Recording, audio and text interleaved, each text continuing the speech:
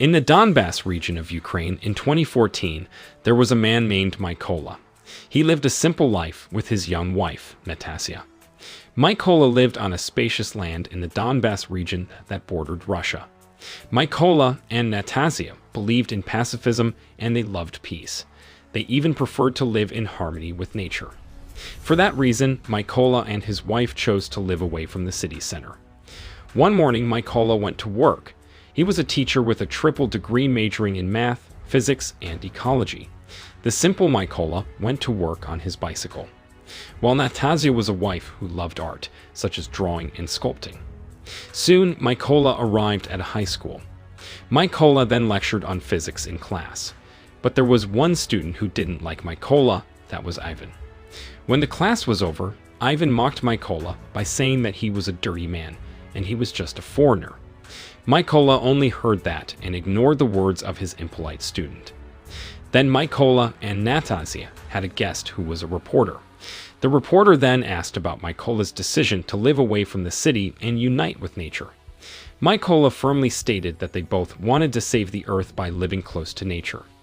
After the interview, Mykola and Natasya were grateful to be able to live their lives the way they wanted. Later that evening, Mykola was presented with a statue by his wife. Natasya said that the statue was a little angel that would always look after Mykola. When Mykola saw the statue, he felt happy and loved his wife even more. The next day at dawn, at the border of Ukraine and Russia, there were several military cars that carried many soldiers who were fully dressed. They were Russian soldiers who entered Ukrainian territory. Then, as usual, Mykola rode his bicycle to work. Not far from his house, Mykola saw two Russian soldiers observing the neighborhood. The peace-loving Mykola ignored the presence of the two soldiers who entered Ukrainian territory. After a while of riding, Mykola arrived at the school. He didn't see anyone there. But Mykola saw the news that aired about the increasingly dangerous situation where pro-Russian people began to fill the government building. So, this was able to make Mykola worry about his wife who was alone at home. Then Mykola hurried home by riding his bicycle as fast as he could. When Mykola arrived home, he saw two Russian soldiers had attacked his wife. They thought that Mykola and Natasya were spies. However, Mykola claimed that he and his wife were not spies, but Mykola was a teacher. The two soldiers didn't care what Mykola said. They quickly burned down Mykola's house. Natasya was furious and was about to throw stones at the soldiers. Sadly, Natasya was killed by a shot from one of the soldiers. This made Mykola angry and sad at the same time. Mykola felt desperate because the only person he had was no longer in the world. Mykola finally chose to lie next to his wife's body in the yard of his house. In the morning, two Ukrainian soldiers came to Mykola. They wanted to take Mykola to the army headquarters.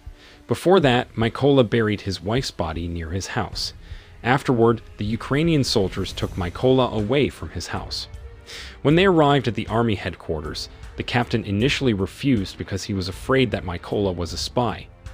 Mykola then tried to convince him by saying that he really wanted to drive the Russian army out of Ukraine. The captain, who saw Mykola's enthusiasm, allowed him to participate in military training. Mykola participated in physical training and weapon disassembly exercises with others. Mykola spent days and nights practicing mental and physical formation. Then Mykola earned the nickname White Raven in the military. As time went by, Mykola, who was called Raven, became more and more eager to drive the Russian army out of Ukraine. Moreover, Raven received information from the captain that the sniper team needed more teams, so that the selected soldiers would get special training from the sniper team. Raven, who knew that, then volunteered to join the sniper team. However, the captain was skeptical about Raven, who didn't have military basics. Raven firmly said that he would show that he could disassemble and reassemble the AK-47 within 20 seconds. When the captain and the other soldiers heard that, they were not convinced that Raven could do that. Then Raven was allowed to demonstrate his ability. Raven then came forward and covered his eyes. Then he started to disassemble the parts of the AK-47. After that, Raven reassembled the AK-47 that he had disassembled. Then Raven successfully completed the challenge for 18 seconds. The other soldiers who saw it were amazed by Raven and applauded him. Long story short, Raven was selected to be part of the sniper team. Raven and the other selected soldiers then went through special training in a classroom led by the commander. After the class, the snipers received 1963 Dragunov or SVD sniper rifles. Unfortunately, Raven received a different rifle, which was a manual Simonov rifle or SKS. In the beginning, Raven didn't agree because his rifle was different from the others. However, the officer told Raven to accept it and leave. The next day, the snipers were practicing on the field again. The senior sniper told them to occupy their respective positions. Meanwhile, he would shoot from behind the snipers.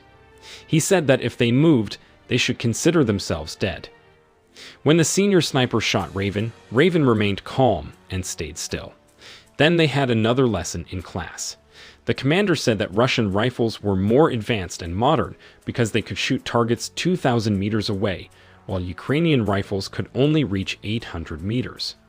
The commander explained that snipers were dangerous, not because of their weapons, but because of their persistence and intelligence. In addition, snipers needed to be able to count quickly. This made Raven, who was a physics and math graduate, stand out from the other snipers. The commander, who knew that Raven was smart, then started to like Raven's intelligence. As night fell, the snipers practiced shooting at dark targets. Some snipers got plus points and some got minus points, including Raven. Then the commander told them to clean up their rifles. But Raven apparently hadn't fired his rifle yet. The commander, who saw that, decided to wait for Raven. Eventually, Raven got a +3 because he managed to shoot. Then the long-awaited day arrived. The snipers graduated and could serve the Ukrainian people. Apart from that, Raven got the highest score among other snipers. Raven also got the opportunity to join the senior snipers and the commander. In the evening, the selected snipers left for their first mission. At the headquarters, the commander set the strategy of dividing the snipers into two teams, the sniper team and the assault team. Among the many snipers at the base, only Raven was chosen to go on a mission with the commander. Long story short, the snipers went to the scene of the attack. With the skills and war tactics they learned, they were able to prepare well. But just as they were about to attack the Russian soldiers, a car belonging to civilians arrived. They then held back their attack. Shortly afterward, the Ukrainian snipers opened fire on the off-guard Russian soldiers until they were all killed. After their success, the snipers replaced the Russian flag with the Ukrainian flag on the wall. Then another group of Ukrainian militaries arrived to secure the border. When Raven arrived at the base, he looked for his friend named Klim. Raven wanted to celebrate his first mission, but Klim was unfortunately assigned to guard the border. The next day, Klim and one of the snipers were seen slowly looking for the right position. Little did they know that the Russian sniper was watching them from afar. Before he fired with his sophisticated rifle, the Russian sniper captured the moment by recording the incident. Until finally Klim and one other sniper were shot to death. Raven, who found out that his two friends were killed, was devastated and disappointed. Raven then saw Klim's body with a look of anger and resentment. On the other hand, the commander received orders from the brigade commander to take control of the entire border area. Then the commander was advised by him to take a detour along the road at the edge of the forest and paralyze the enemies passing through there. Then to secure the border area, a team of assaulters and a team of snipers were deployed on the mission. They went out and moved in the early morning amidst thick fog. This was done so that their movements would not be detected by the enemy.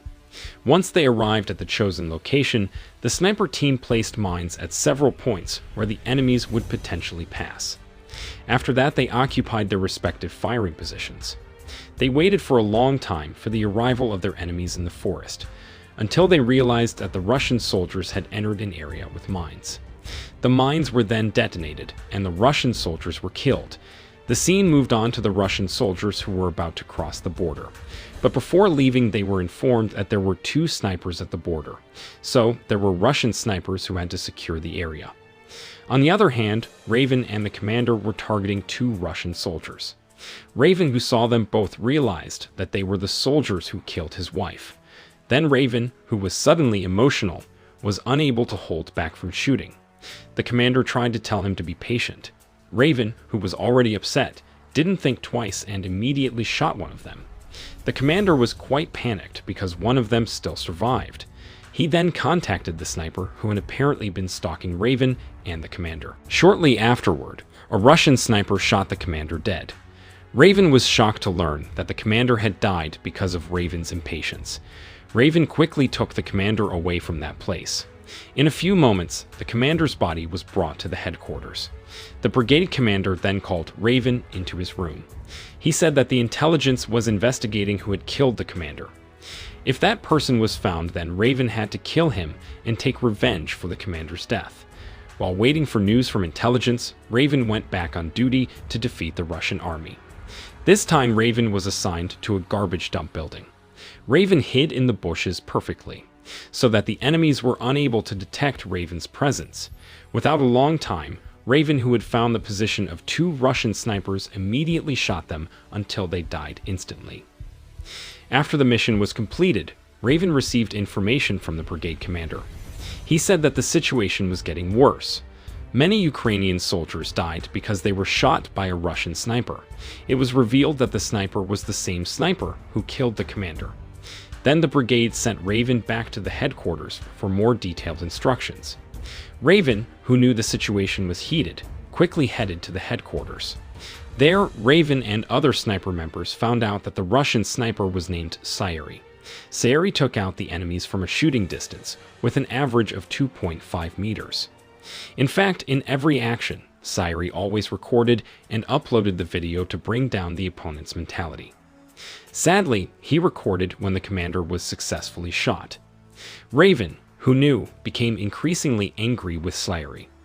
Based on information obtained by intelligence, several Russian snipers, including Scifi, were on guard at a chemical factory located on the riverbank, so they were assigned to defeat the Russian snipers. The brigade commander divided the sniper team into 5 teams. The first sniper team was tasked with taking out the enemies at the front. Then the second and third sniper teams were tasked with taking out the enemies in the center. The fourth and fifth sniper teams were tasked with taking out the enemies in the rear. The brigade commander said that he would also participate in the mission. He was tasked to outwit the opponent by shooting from a firing machine. Then Raven was assigned to kill 3 snipers, including Scifi and his 2 associates. Then the scene moved around the chemical factory. The sniper teams were already in their respective positions. Likewise, Raven and also the brigade commander were ready to fight the enemies. Raven moved slowly to approach the building, while Scifi and his 2 companions were seen preparing with their respective rifles while eating snacks. Then Raven energetically walked towards the enemies below. He was quickly able to shoot them without even a fight. On the other hand, the Ukrainian snipers reported to each other that they had hit their targets. Then the brigade commander fired with his machine gun, while the snipers fired at their targets. This strategy was made in order to prevent the 3 Russian snipers from hearing that their comrades had been killed by the Ukrainian snipers. Scifi initially thought the brigade commander's shots were a waste of bullets. He didn't realize that his comrades had been killed. Then Scifi tried to contact other soldiers, but he didn't get any answer from them. Therefore, Scifi told his partner to look at the situation below. But at that moment, Raven managed to enter the building and headed towards Scifi. But Scifi, who was waiting for his comrade, began to worry. He then checked the situation outside, which turned out to be 1 dead soldier. That was when Scifi realized that there were enemies who had killed his comrades. Scifi immediately returned to his first post. Back to Raven, after he found Scifi's whereabouts, he prepared his knife and then he stabbed Scifi's neck. At the same time, the Russian soldiers were almost at the chemical factory. However, Raven, who took over Scifi's position, was then able to shoot the driver of the truck that carried many Russian soldiers to death. Then the Russian soldiers got off the truck. Then there was a firefight between the Ukrainian snipers and the Russian soldiers. Moments later, it appeared that the Ukrainian snipers had won the mission. After the mission was over, Raven walked to his ruined and unkempt house. He went to his wife's grave. Raven was relieved to avenge her wife's death. Raven also said that he would continue his struggle against the enemy. Until one day Raven was seen in a snowy desert. He became a reliable sniper who was preparing to shoot from a distance in very cold weather. He was also wrapped in a white army uniform, just like Snow.